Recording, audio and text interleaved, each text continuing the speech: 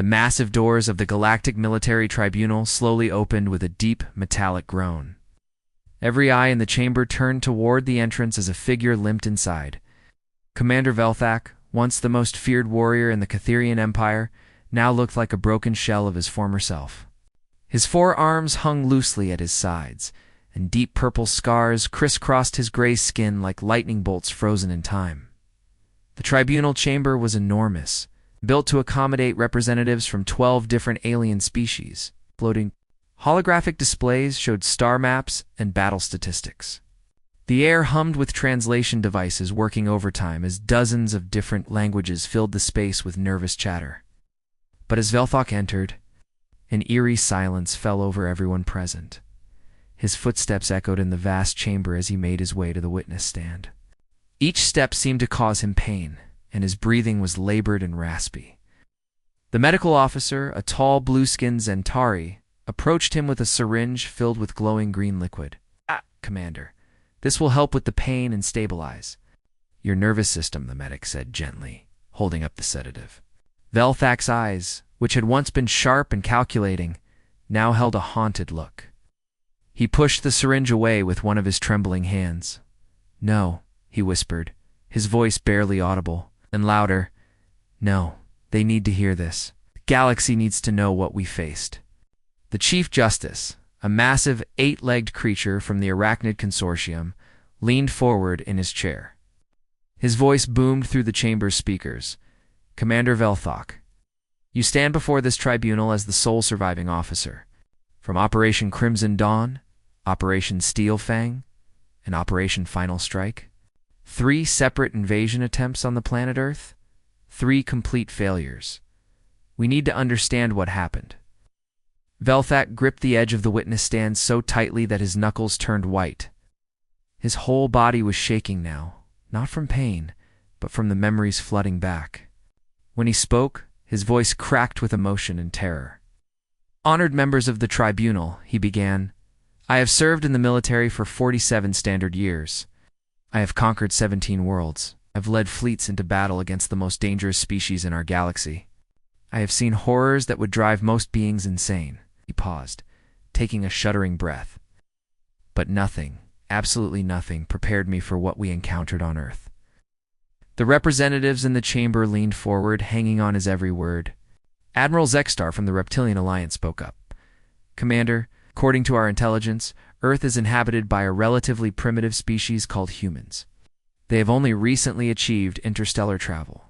How could such a young civilization pose any threat to our combined forces?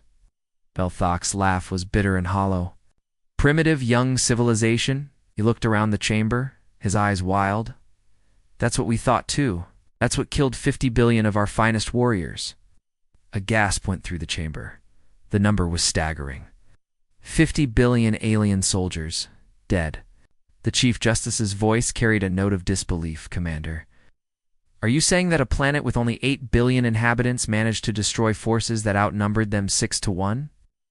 I'm not saying they destroyed us, Velthak replied, his voice growing stronger, but more terrified. I'm saying they didn't just defeat us. They butchered us. They hunted us. They turned our own technology against us and made us experience fear in ways we never thought possible. He stood up slowly, his legs shaking. We didn't just lose to humans. We lost to monsters who disguised themselves as a peaceful species. They look harmless, these humans. They're smaller than most of us, physically weaker, with no natural weapons like claws or fangs. But appearances lie. The chamber was so quiet you could hear the hum of the life support systems. Velthak continued, his voice now carrying the weight of absolute conviction. Every military doctrine we've ever learned, every strategy that has worked against every other species in the galaxy failed against humans. They don't fight like any other species. They fight like cornered animals, but with the intelligence of master tacticians. He paused, looking at each representative in turn. They have something we don't understand, something that makes them willing to sacrifice everything, including their own lives, for complete strangers. They call it humanity, but I call it madness. Beautiful, terrifying madness. The Chief Justice's voice was barely a whisper. Commander, what exactly did you witness on Earth? Velthek's scarred face twisted into what might have been a smile, but it looked more like a grimace of pain. I witnessed the birth of a nightmare, a species that turns war into an art form. A people who look at impossible odds and say challenge accepted. I watched them do things that violated every law of military logic, somehow make it work. He sat back down, his energy seeming to drain away. I was there when we thought we had one. I was there when we realized we had awakened something that should have been left sleeping. And I was there when 50 billion of our best warriors learned that there are some species in this universe that you should never, ever try to conquer. The tribunal chamber remained silent for a long moment. Finally, the Chief Justice spoke. "Commander, we need to hear everything, every detail, and the survival of our civilizations may depend on it." Velthok nodded slowly.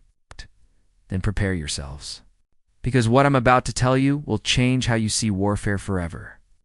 Velthok's claws scraped against the metal witness stand as he gripped it tighter. The memories were flooding back now, and there was no stopping them. His voice became distant, as if he was reliving every horrific moment. "Soul Station," he began, his voice barely above a whisper. "That's where it all started. That's where we first learned that humans are not what they appear to be." The tribunal members leaned forward as Velthak's eyes became unfocused, staring at something only he could see. Our intelligence reports called it a simple trading post. A small facility orbiting Earth's moon, used for mining operations and civilian commerce. The scans showed maybe 200 humans maximum. We sent a strike force of 5,000 elite Catharian warriors to capture it. Admiral Zexstar interrupted. 5,000 against 200? That seems like overkill, Commander. Velthok's bitter laugh echoed through the chamber. Overkill? We thought it was a training exercise, simple warm-up before the real invasion of Earth began. Our youngest soldiers were excited, thinking they'd finally see some easy action. His voice cracked. Most of them never made it home. He stood up slowly, beginning to pace despite his obvious pain. I was aboard the command ship, watching through our surveillance feeds as our troops boarded Soul Station. The docking went smoothly, no resistance. The station seemed almost empty. Our squad leaders were joking over the communication channels, making bets about who would capture the most humans alive. The Chief Justice's 8 eyes focused intently on Velthok. "What changed, Commander?" "Everything changed the moment we met Captain Hanwoo," Velthok replied. "He was waiting for us in the main corridor alone. It's just one human, maybe half the size of our smallest warrior. He was wearing a simple station uniform, not even military gear. Our squad leader, Captain Mortek, laughed and ordered him to surrender." Velthok paused, his breathing becoming heavier. Hanwoo looked at our 5,000 warriors, smiled, and said something I'll never forget. "Welcome to Soul Station. I hope you enjoy your stay, because you're never leaving." The chamber was silent except for the quiet hum of the air recycling systems. Velthok continued. "That's when the nightmare began." Hanwoo pressed a button on a small device in his hand, and suddenly the entire station came alive. What we thought were simple mining lasers turned into weapon turrets. The cargo loading arms became crushing machines. Even the artificial gravity started changing directions randomly, throwing our warriors off balance. Representative Kilvia from the Insectoid Collective clicked her mandibles nervously. "Surely your warriors adapted quickly." "We've seen similar defensive measures before," adapted. Velthek's voice rose. "How do you adapt to an enemy that turns their own home into a weapon?"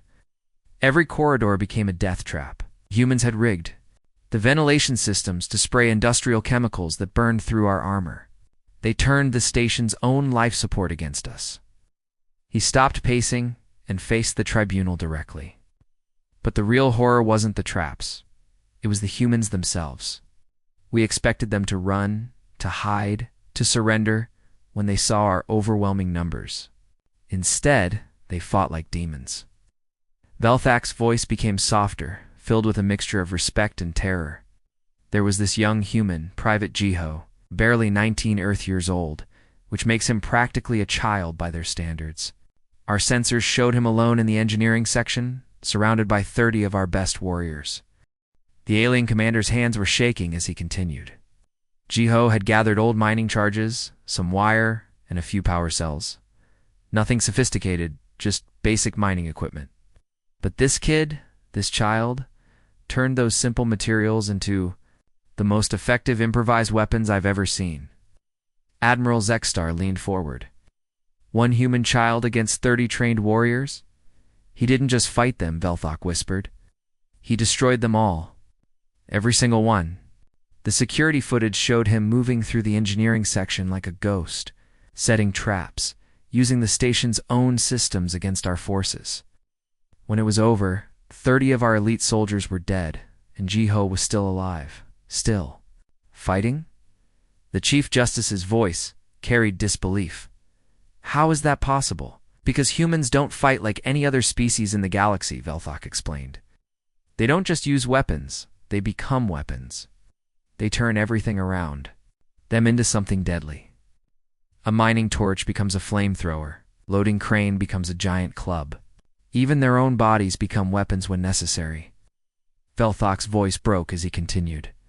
But the moment that still haunts my dreams happened in the residential section. 2 human soldiers, brothers named Taemin and Sung-ho, were trying to evacuate 300 civilians to the escape pods. He sat down heavily, his strength seeming to leave him. Sung-ho had been hit by plasma fire. He was dying, bleeding from multiple wounds. Any rational soldier would have left him behind. To save the civilians, any other species would have made that logical choice. The chamber was completely silent now, every representative hanging on Velthak's words. But Taemin refused to leave his brother. I watched through our tactical feeds as he carried Sung-ho on his back while fighting our warriors with one hand. One hand? He was firing his weapon, throwing grenades, and coordinating the civilian evacuation, all while carrying his wounded brother. Velthok's voice was barely audible now. They were both dying. Both had taken multiple hits. But they kept fighting, kept moving, kept protecting those civilians.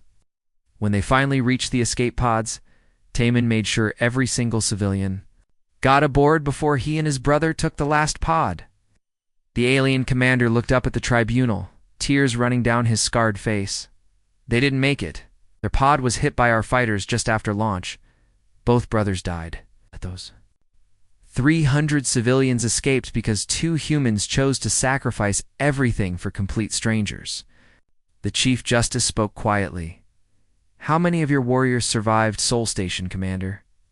Velthok's answer sent chills through the chamber. Out of 5,000 elite Catherian warriors, only 47 survived. 47 we lost. 99% of our force to 200 humans defending a simple trading post. The silence that followed was deafening. Finally, Velthok spoke again. That was just the beginning. Sol Station was our first lesson in human warfare. We thought it was a fluke, a lucky victory for them. We had no idea that every human we would face would fight with the same impossible courage, the same willingness to die for others, the same ability to turn anything into a weapon. He looked around the chamber one final time. Sol Station taught us that humans don't just fight wars. They make war personal, and that makes them the most dangerous species in the galaxy. Velthok's breathing became more labored as he prepared to relive the second nightmare. His scarred hands trembled as he wiped sweat from his forehead. The tribunal members could see that each memory was costing him dearly, but they needed to hear everything. After Sol Station, our military high command was furious. Velthok began, his voice gaining strength. They blamed the defeat on poor intelligence and overconfidence. They decided to send a massive ground force to Busan Colony on Earth's surface. This time, we would use overwhelming numbers and superior technology. He looked around the chamber, his eyes still haunted, but now filled with bitter knowledge. Busan Colony was built into an old mining complex. Miles and miles of underground tunnels, storage areas, and living spaces carved deep into the rock. Our scans showed approximately 1,500 humans living there. We sent 25,000 ground troops. Admiral Zexstar shifted uncomfortably in his seat. I realized 25,000 against 1,500. Surely the outcome was different. This time, Velthek's laugh was harsh and bitter. Different? Yes, it was different. It was worse. Much worse. He stood up again, beginning his slow, painful pace around the witness stand. You see, we made a critical error. We assumed that fighting in tunnels would limit the humans' ability to use their environment as a weapon. We thought the confined spaces would work in our favor. The Chief Justice leaned forward, but they didn't. The tunnels didn't limit the humans, Velthok explained. They turned the entire underground complex into their weapon. Every tunnel, every room, every ventilation shaft became part of their strategy. We weren't fighting humans in an underground base. We were fighting the base itself, and the humans were just part of it. Velthok stopped pacing and faced the tribunal. Directly, the leader of their resistance was Lieutenant Minsu. On paper, he was just a junior officer in their colonial security force. In reality, he was the most cunning military mind I have ever encountered. He knew every inch of those tunnels, every pipe, every electrical conduit, every emergency exit. The alien commander's voice became filled with reluctant admiration. Minsu didn't try to fight us head-on. He turned warfare into a deadly game of hide-and-seek. Our troops would enter a tunnel section, and the humans would simply vanish, like ghosts. One moment they were there, shooting at us, and the next moment they were gone. Representative Kilvia clicked her mandibles nervously. Where did they go? Everywhere and nowhere, Velthok replied. The tunnels had maintenance shafts that our scanners couldn't detect. Hidden passages behind false walls, emergency routes that connected different levels. Minsu had mapped out escape routes that let his people move through the complex without ever using the main tunnels. Velthok's voice became more animated as he continued. God, our soldiers would secure a section, thinking it was clear, and then humans would appear behind them from vents they didn't know existed. They would attack, cause casualties, and disappear again before we could respond. It was like fighting shadows. The Chief Justice's 8 eyes focused intently. How long did this guerrilla warfare continue? 3 months, Velthok answered, his voice heavy with exhaustion. 3 months of constant terror. Our soldiers couldn't sleep because the humans would strike at any time. Couldn't eat in peace because an attack might come from any direction. The psychological pressure was enormous. He sat down heavily in the witness chair. But the real genius was Sergeant Haijin. She was a technical specialist who understood our technology better than some of our own engineers. She developed a technique that turned our own weapons against us. Admiral Zexstar leaned forward with interest. Ow! Plasma weapons, Velthok explained. Our soldiers carried plasma rifles that were supposedly foolproof. But Haijin figured out how to rig the power cells to overload. She would sneak into our camps at night, modify our weapons, and then disappear.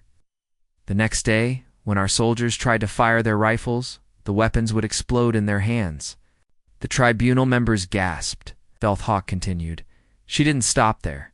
Haijin taught her technique to other humans. Soon we couldn't trust our own equipment. Rifles exploded, armor systems failed, communication devices stopped working. Realized that every night, human saboteurs were infiltrating our positions and sabotaging our gear. Velthok's voice became quieter, more introspective. The worst part was that we never saw them coming. These humans moved through our heavily guarded camps like invisible spirits. They would disable our sensors, avoid our patrols, complete their sabotage, and vanish without leaving a trace. He looked up at the Chief Justice. After 2 months of this psychological warfare, our soldiers were jumping at shadows, were shooting at empty corridors, convinced they saw humans where none existed. Some of our warriors refused to enter. The tunnels at all? The alien commander stood up again, his movements showing his pain. But the final battle was when I truly understood what we were facing. Our command decided to end the siege with one massive assault. We gathered all our remaining forces, over 15,000 soldiers, and launched a coordinated attack on the main hub of the tunnel complex. Velthok's eyes became distant as he relived the memory. Minshu was waiting for us. He had anticipated this exact strategy. As our forces moved through the main tunnels toward the hub, everything seemed quiet, too quiet. The chamber was completely silent now, every representative absorbed in the story. Then it happened, Velthok whispered. The humans didn't attack from the tunnels we expected. They came from everywhere else. Ventilation shafts in the ceiling suddenly opened, and humans dropped down behind our lines. Floor panels popped open, and more humans emerged from maintenance tunnels we didn't know existed. Wall panels slid aside, revealing hidden passages. His voice rose with the intensity of the memory. In less than 30 seconds, humans were attacking us from above, below, and from every side. Our formations collapsed into chaos. Soldiers were spinning in circles, trying to figure out where. The next attack was coming from. Velthak's hands were shaking now. It wasn't just the surprise. It was the coordination. Every human attack was perfectly timed. While we were dealing with fighters coming from the ceiling, others would attack from the floor. When we turned to face one group, another would hit us from a completely different direction. The Chief Justice spoke quietly. "How many casualties did you take?" "In 20 minutes of fighting, we lost 8,000 soldiers," Velthak answered, his voice barely audible. "Your 8,000 elite ground troops killed by 1,500 humans using nothing but knowledge of their own tunnels and captured alien weapons?" He sat down again, looking exhausted. The survivors retreated to the surface. We called in orbital bombardment and collapsed most of the tunnel system. But even then, over 1,000 humans escaped through emergency exits we never found. Looked around the tribunal chamber. Busan colony taught us that humans don't just fight in their environment. They become one with it. They turn their homes into extensions of themselves. Fighting humans on their own territory isn't warfare. It's walking into a carefully prepared trap where every wall, every ceiling, every floor might hide an enemy. Silence that followed was profound. Finally, the Chief Justice spoke. "Commander, how did this defeat affect your force's morale?" Velthak's answer chilled everyone present. After Busan colony, our soldiers were afraid to enter any human structure. They were convinced that every building, every tunnel, every room might be filled with invisible enemies waiting to strike. We had turned the most feared warriors in the galaxy into soldiers who were afraid of empty rooms. Rich Velthak's entire body began to shake violently as he prepared to speak about the third encounter. His scarred face turned pale, and for a moment it looked like he might collapse.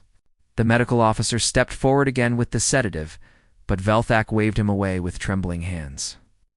"No," he whispered. "They need to hear about Inchen. They need to understand what humans are truly capable of when they have nothing left to lose." The tribunal chamber felt colder somehow, as if the temperature had dropped several degrees. Every representative leaned forward, sensing that this testimony would be different from the others. More terrible. Velthak gripped the witness stand, so hard that his claws left deep scratches in the metal. "Inchen defense platform," he began, his voice barely audible. "It was supposed to be our final victory.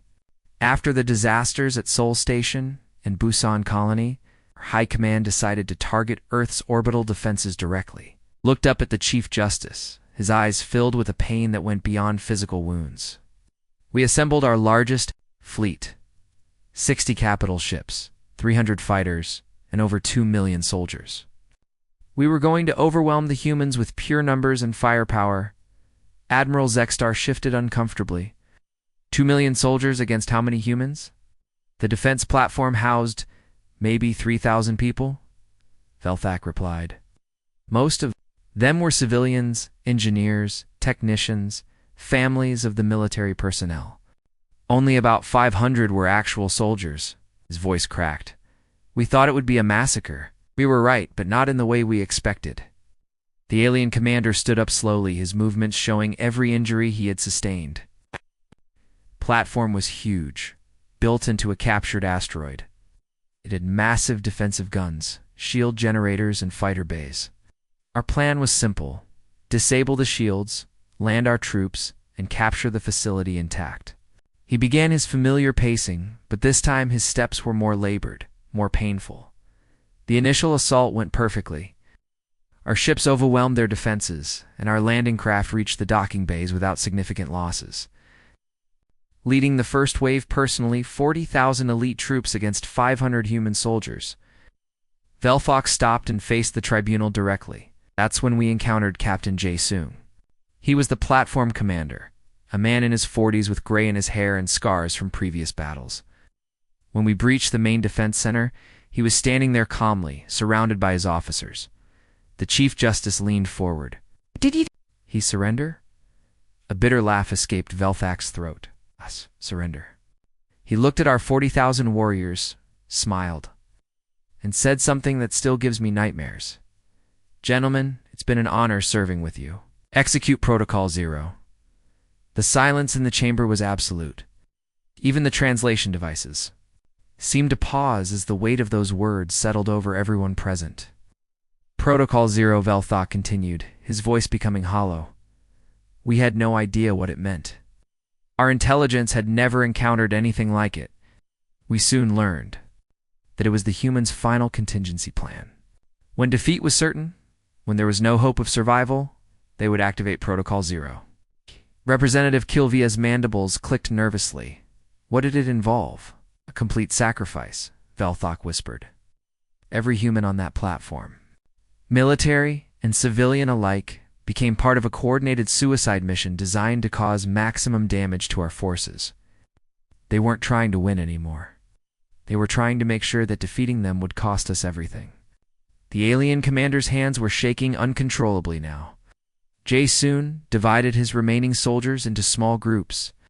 Each group had one mission: delay our advance at any cost, while the real plan was put into motion. 50 soldiers against 40,000 warriors, and they knew they were all going to die. Velthak's voice broke completely. But they charged us anyway. 50 humans running straight into plasma fire, throwing themselves at our formations like living missiles. They weren't trying to win individual battles. They were buying time with their lives. He sat down heavily, his strength seeming to drain away. While Jae-sung's soldiers were dying to slow our advance, the civilians were implementing the real plan. They were rigging the platform's reactor core to explode, not just a normal overload, but a catastrophic detonation that would destroy everything within a 50-kilometer radius. The Chief Justice's voice was barely audible, including our fleet. Ow. 3 of our largest capital ships were positioned close to the platform for orbital support, Velthak confirmed. If the reactor exploded, it would take them with it, along with 60,000 crew members on each ship. Admiral Zextar's reptilian features showed confusion, but surely the humans would have tried to evacuate their civilians first. Velthak looked up at him with haunted eyes. That's what any rational species would do. But the humans had to volunteer for the manual detonation. Someone had to stay behind to make sure the explosion happened at the right moment for maximum effect. The alien commander's voice became so quiet that the tribunal members had to strain to hear him. Her name was Private Biora. She was 18 years old. Just 18. She had been on the platform for only 3 months as a communications technician. He paused, struggling to continue.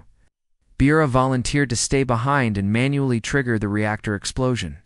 She would die instantly, but her sacrifice would destroy our 3 capital ships and save Earth's orbital defense network. The chamber was completely silent except for the sound of Velthak's labored breathing. The worst part, he continued, was that she could have escaped. There were still evacuation pods available. Her commander ordered her to leave. Her friends begged her to run, but she refused. Velthak's voice became filled with a mixture of horror and admiration. I was monitoring their communications when it happened. Biora was alone in the reactor chamber, our forces closing in on her position. She could hear the explosions getting closer, knew that in minutes we would break through and stop her. The alien commander looked around the tribunal chamber, tears streaming down his scarred face. She activated the manual detonation sequence, and in the final seconds before the explosion, she spoke into her communicator. Her last words were, "Tell my parents I did my duty. Tell Earth that Inchen Defense holds the line." Velthak's voice broke completely. Then she smiled. I saw it. On the security feed, this 18-year-old girl about to die smiled as she pressed the detonation button. The explosion that followed was unlike anything the tribunal members had ever heard described. Velthak's words painted a picture of devastating beauty and terror. The reactor core exploded with the force of a small star, he continued. The entire asteroid platform vaporized instantly.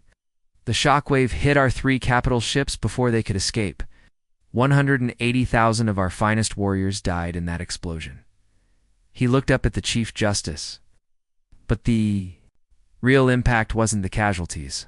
It was the message Barra's sacrifice sent to every human in the solar system. One 18-year-old girl had been willing to die to protect people she had never met. Her example spread through the human colonies like wildfire. Velthak's final words about Inchin defense platform chilled everyone present after Bior's sacrifice. Every human we encountered fought with that same willingness to die for others.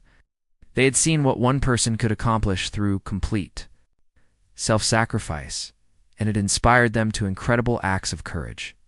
The silence that followed lasted for several minutes. Finally, the Chief Justice spoke. "Commander, how did this affect your force's ability to continue the campaign?" Velthak's answer was simple and terrifying. After Inchin, our soldiers were afraid to get close to any human position. They knew that humans would rather die than surrender, and that their deaths would always cost us more than we could afford to lose. Velthak's posture changed as he began this part of his testimony. Where before he had seemed broken and haunted, now there was something else in his voice. A mixture of fear and grudging respect that made the tribunal members lean forward with anticipation. After Inchin defense platform, Velthak began. His voice steadier now, but filled with dread. Our high command thought the war was nearly over. We had lost many ships and soldiers, but Earth's defenses were crippled. We controlled most of their orbital space. Victory seemed certain. He looked around the chamber, his scarred face showing a bitter smile. That's when we learned the most. Terrifying thing about humans, they don't just defend. When you hurt them enough, when you push them far enough, they stop being prey and become predators. The Chief Justice shifted in his massive chair. You're referring to their counterattack? Operation Rising Phoenix, Velthak confirmed, and just saying the name seemed to cause him physical pain. We didn't even know it existed until it was too late. While we were celebrating our tactical victories, the humans were planning something that would change the entire war. Velthak stood up and began pacing again, but this time his movements seemed more agitated, more fearful. It started with an engineer named Dung Hyen. He was working in one of Earth's underground research facilities, studying the wreckage from our ships that had been shot down during the previous battles. Admiral Zexstar leaned forward with interest. What was he studying? Our cloaking technology, Velthak replied, his voice filled with disbelief. Cloaking devices that took our scientists 40 years to develop. Technology that represents centuries of accumulated knowledge from dozens of different alien species. The alien commander stopped pacing and faced the tribunal directly. Dung Hyen reverse-engineered our cloaking systems in 2 weeks. He not only figured out how they worked, but he improved them, made them more efficient, harder to detect, and capable of hiding larger objects. Representative Kilvia's mandibles clicked in amazement. How is that possible? Because humans don't. Think like we do, Velthak explained. We develop technology slowly, carefully, following established scientific principles. Humans look at something complex and ask, what if we did it completely differently? They don't respect the rules that limit other species. Velthak's voice became more animated as he continued. Within days of perfecting the cloaking technology, the humans began mass-producing cloaking devices for their ships. But they didn't stop there. They improved our plasma weapons, enhanced our shield generators, figured out how to use our own communication systems against us. The Chief Justice's 8 eyes focused intently. Ow. What was their plan? Commander Wu Zhen was leading their counterattack, Velthak replied.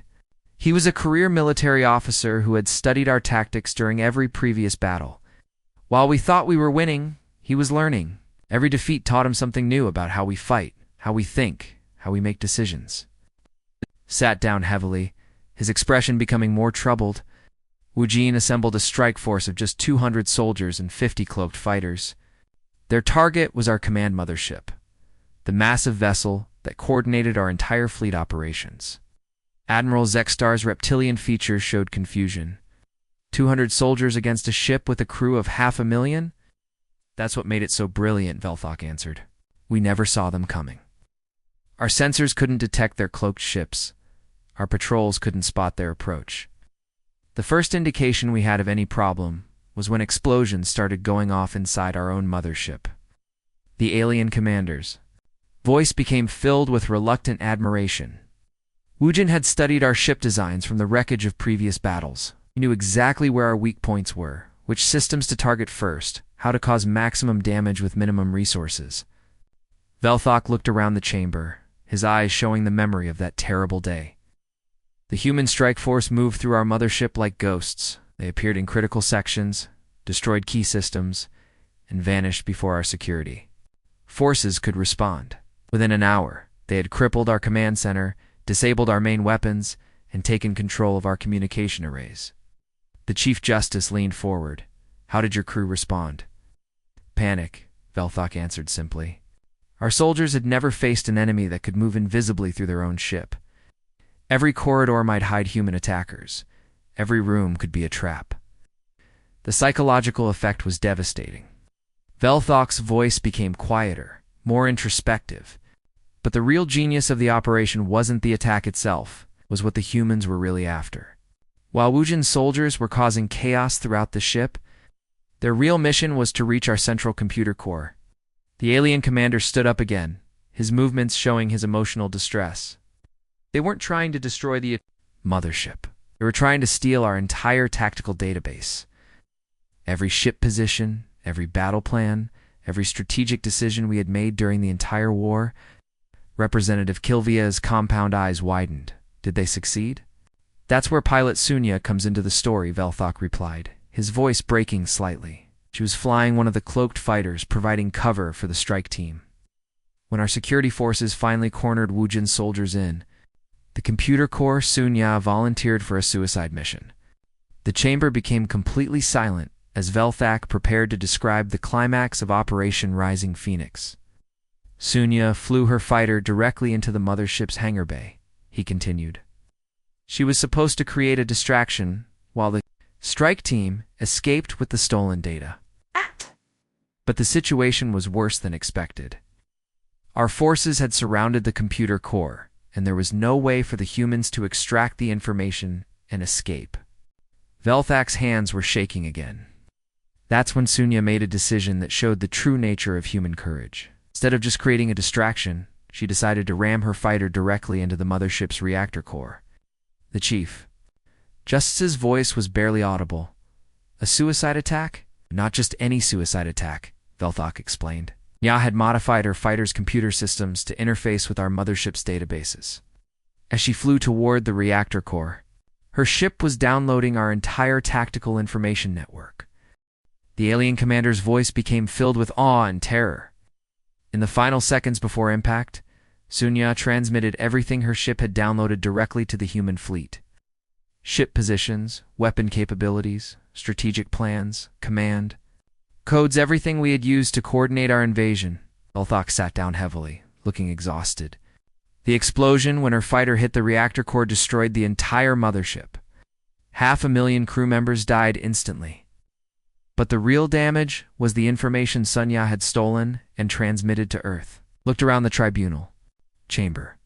Within hours of receiving Sunya's data transmission, the human fleet knew exactly where every one of our ships was located, what weapons they carried, and how they were planning to move. Our entire strategic advantage disappeared in a single moment. Admiral Zextar's voice carried disbelief. "One pilot's sacrifice changed the entire war?" "Sunya's sacrifice did more than change the war," Velthok replied. "It reversed it completely. The humans went from defending desperately to attacking with perfect knowledge of our weaknesses. Every subsequent battle became a trap where they knew exactly what we would do before we did it." The alien commander's final words about Operation Rising Phoenix sent chills through every representative present after Sunya's sacrifice. We weren't fighting humans anymore. We were fighting an enemy that knew us better than we knew ourselves, using our own technology against us, and willing to die to ensure our defeat. The silence that followed was profound. Finally, the Chief Justice spoke. "Commander, how did your forces react to this reversal?" Velthak's answer was simple and terrifying. "We realized that we weren't the hunters anymore. We had become the prey." Retrid Velthak's entire demeanor changed, as he prepared to give his final testimony. The broken, haunted look in his eyes was replaced by something far more terrifying, the look of someone who had seen the future and found it filled with nightmare. His voice, when he spoke, carried the weight of absolute certainty. "About to tell you," he began, his words measured and deliberate, "is not just the end of our failed invasion. It's a warning about what humanity has become since we attacked them. A warning that every species in this galaxy must hear and understand."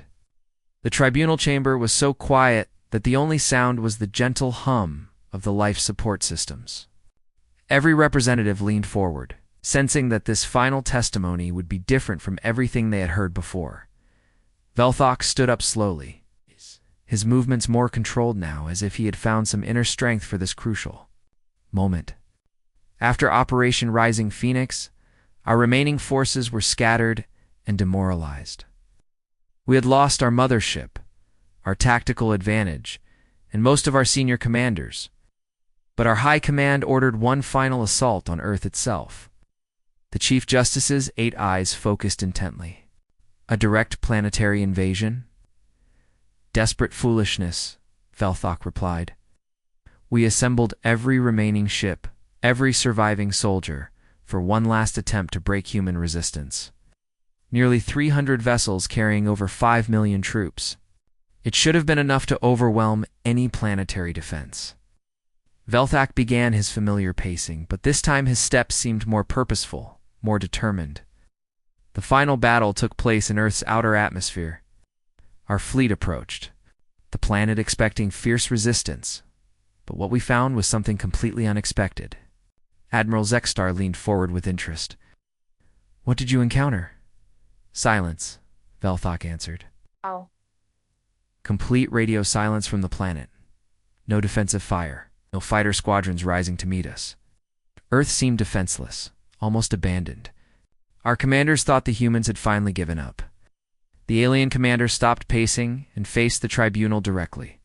That should have been our first warning. Humans never give up. If they're quiet, it means they're planning something terrible."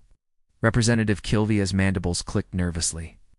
"What happened?" "We began landing operations on Earth's surface," Velthok continued. "Millions of troops and thousands of landing craft, expecting to find broken human settlements and scattered survivors.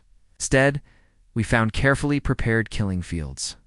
His voice became more intense as he relived the memory of every landing. Zone was a trap. Humans had evacuated their cities and turned them into mazes filled with explosives, automated weapons, and deadly surprises. But the real horror wasn't the traps themselves. It was how coordinated they were. Velthak sat down heavily, his expression becoming more troubled. Every human settlement we entered felt the same. Empty buildings that were actually observation posts, abandoned vehicles that were actually remote-controlled bombs. Even the children's playgrounds had been turned into weapons.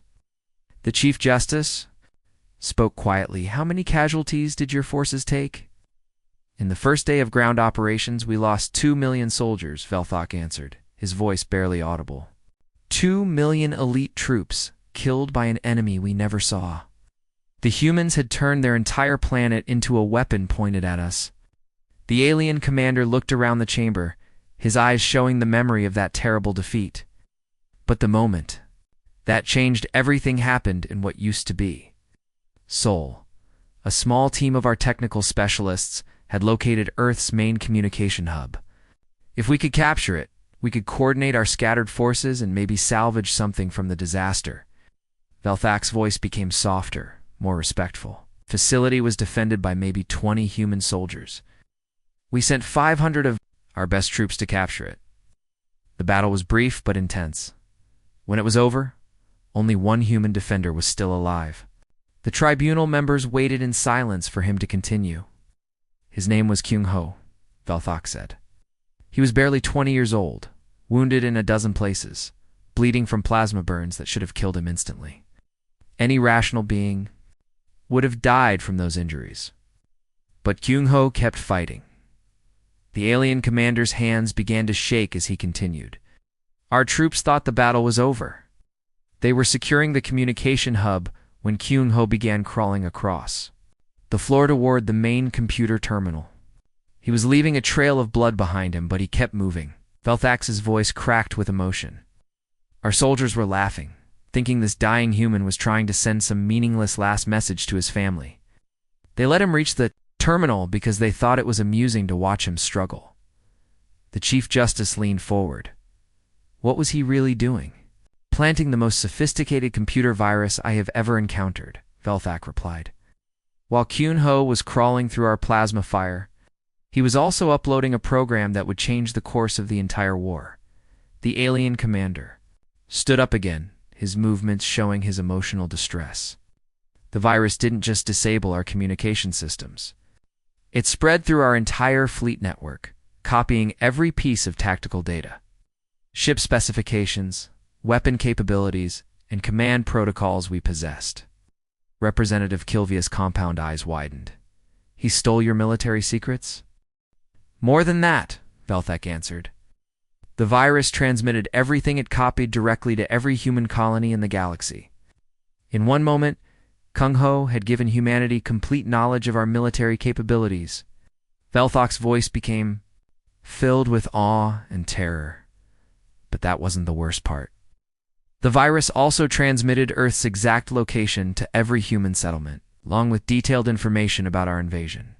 Within hours, every human in the galaxy knew that Earth was under attack and exactly what forces we were using. The chamber was completely silent as the implications of this revelation sank in. Kyung-ho died at that computer terminal, Velthak continued. But his sacrifice accomplished something that no military victory could have achieved. He united every human colony against us. The alien commander's final words came slowly, each one carefully chosen. In the months since our failed invasion, our long-range scouts have been sending back reports that chill me to my core. The humans haven't been rebuilding their defenses. They've been building a war fleet. Admiral Zextra's reptilian features showed confusion.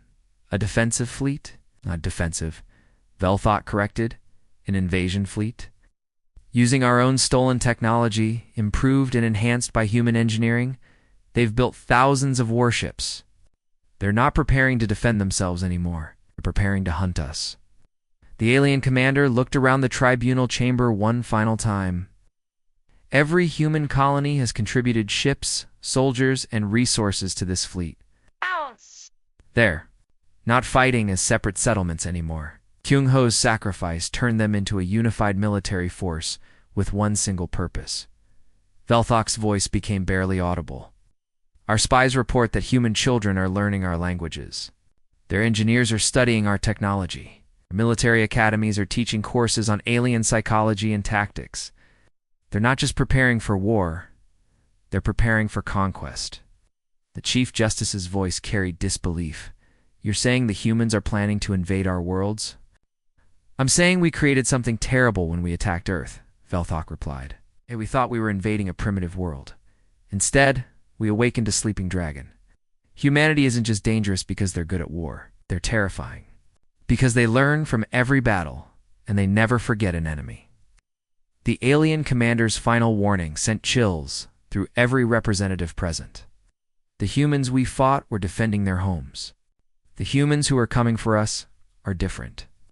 They're coming to make sure we can never threaten Earth again. And based on what I've seen of human warfare, I don't think any of our worlds are prepared for what's heading toward us. The silence that followed lasted for several minutes. When the Chief Justice finally spoke, his voice was barely a whisper. Commander, what do you recommend? Velthak's answer was simple and absolute. Pray that the humans are more merciful than we were, because ready or not, they're coming. When they arrive, we're going to learn what it really means to face an enemy that fights not just to win, but to ensure their enemies can never rise again. The tribunal chamber remained silent long after Velthak had finished speaking. Each representative contemplating a future where humanity had become the hunter instead of the prey.